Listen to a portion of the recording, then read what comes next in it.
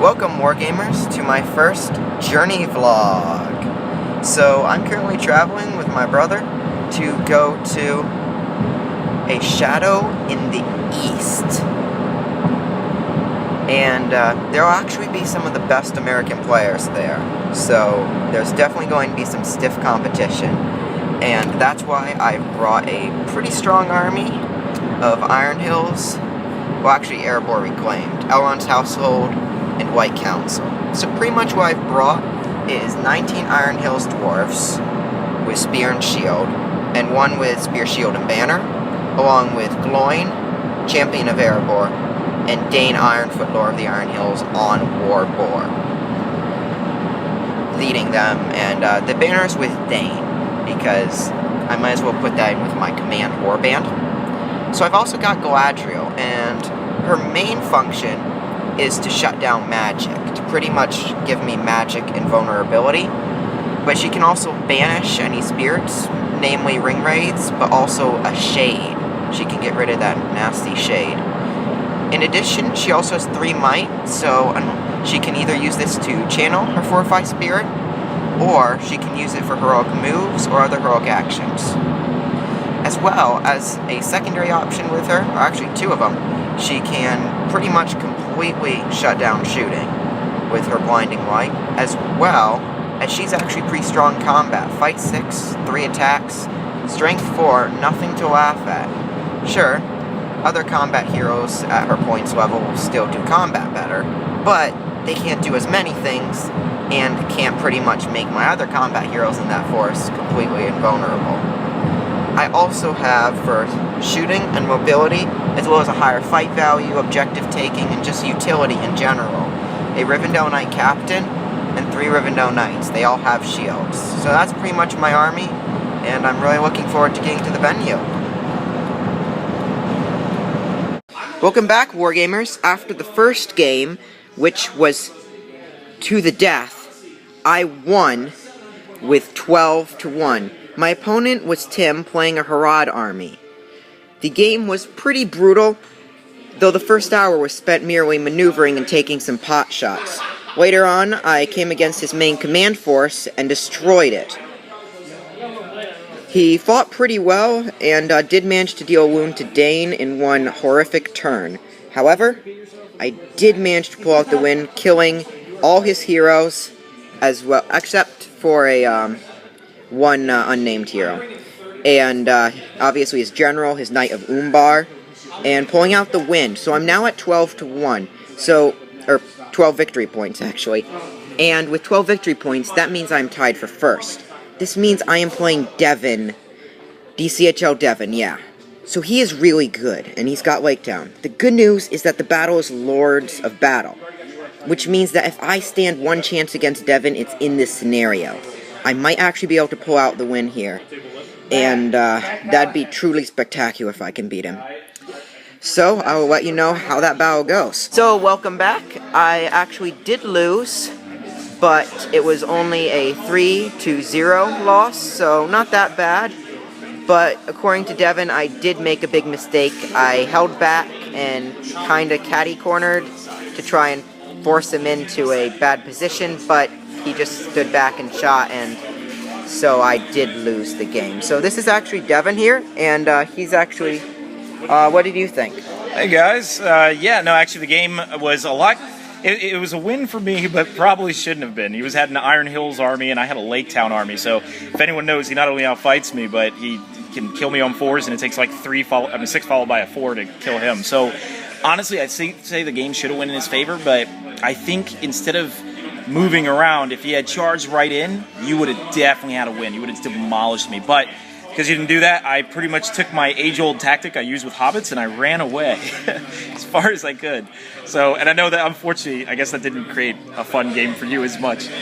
Yeah, it wasn't the most fun thing to do, as I really enjoyed just fighting through, but, you know, we were both tied for first at that time. You can't really blame someone going for a tournament like that. Oh, absolutely. Whenever we have a fun game together, maybe an over or something, then we can definitely, we'll actually play a match. We'll go in there and we'll just beat each other up. But when you're fighting for top table in the tournament, yeah, I had to do my own advantage, and Lords of Battle is a really rough one against Iron Hills. Yeah, so a bit disappointed I made that mistake, and a bit angry at myself. So I'll go into the next game, try to forget about being angry about myself, but yeah, so the next game will be Hold Ground, and I'm hoping for a win here, and I still hope to make top 5. Still, I can change this game in for the forfeit one, so only my top 5 will count. So, could still work, could still do well. Oh, I think so. You have an extremely powerful force. I think you're going to do extremely well. I do. In fact, you'd probably fight me again if we keep, like, winning, but I think, yeah, Matt won't let us fight again, so. Yeah, well, thank you, Devin. All right. See you Good later, luck. King. So, turns out I lost against the Isengard. So, yeah, Bob beat me 6-3. If the game went on indefinitely, I could have possibly won because my heroes would have just butchered everything. But essentially what happened is I overshot in the middle, I pushed too far out. I should have just held back, and if he broke me, I would have still had the middle. Just by shooting, if he broke me, I would have still had the middle. So, overshot it. I killed more models than he did. I killed his troll in one turn with Dane, but I didn't win any of the heroic move-offs, and just couldn't get battlefield control, so I couldn't kill enough. Particularly in the first turn, I just didn't kill very many in that first turn, so very disappointed with only 3 victory points. I mean, I'm at 15 now. I can toss one of them, but that's essentially 15 on 2 games out of a max of 60. Sure, that's about a fourth, but at the same time, it's about 40%, so I'm about 15% down from max. So, yeah, when I drop one game, but the problem is I can't drop any more, so I have to do well on these next ones. My next game is going to be Heirlooms, and I do believe I'm against the Eagle Army, so, yeah, definitely have to watch out for that.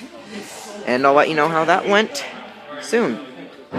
So, my 4th game, and last today, was against actually the manager of the store, who was just getting into the hobby, which was actually pretty cool. So he had an eagle army, 3 eagles, Guahir, Radagast on Eagle, and Beorn. So essentially what happened in the beginning is we were playing Seize the Prize, or no, Heirlooms of Ages Past, which you need to seize a prize, and so I tried to mess up his objectives, but I rolled the 6. So on his completely opposite, the side where my dwarves were, my Rivendell Knight had an objective, and he actually made it pretty far before they finally took the objective, and then we're just flying away. They did get in some combat, so I was able to kill his general, Radagast, as well as another eagle. Then he just pretty much ran away the whole time, and so I wasn't sure if I wanted to charge him and possibly lose the 4 victory points that I could have had. I knew he'd get 6, but then I realized that the only one I could lose would be the banner points for having my banner. So I realized as long as I keep the banner from dying, I have nothing to lose. Even if I break, I don't have any worse VPs myself. Even if my general dies or is wounded, my VPs aren't any worse. So I actually chased him. I finally caught 2 of his eagles, just missed Guahir, but I killed those 2 eagles in one turn, nearly killed Beorn with Galadriel, and yeah, so that was pretty awesome. He was in bear form for most of the time, actually. So after nearly killing Beorn, the game then ended due to time, and so I had broken him, but I was 2 off breaking, so I wasn't broken. So I drew 6-6, because I killed his general, broke him without being broken, and had my banner, and he had the prize. So that ended day 1 at 21 victory points out of a possible 60 for the 5 games.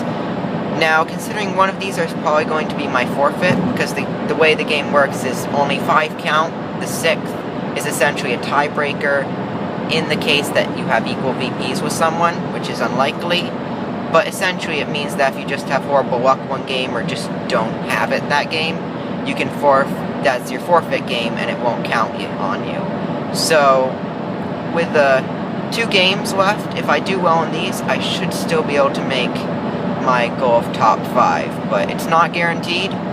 but I'll definitely give it my best shot. So that is the end of the first day. Stay tuned for the second day. Be sure to like, comment, share, and subscribe. Until then, Akmenruki Astu. Thank you.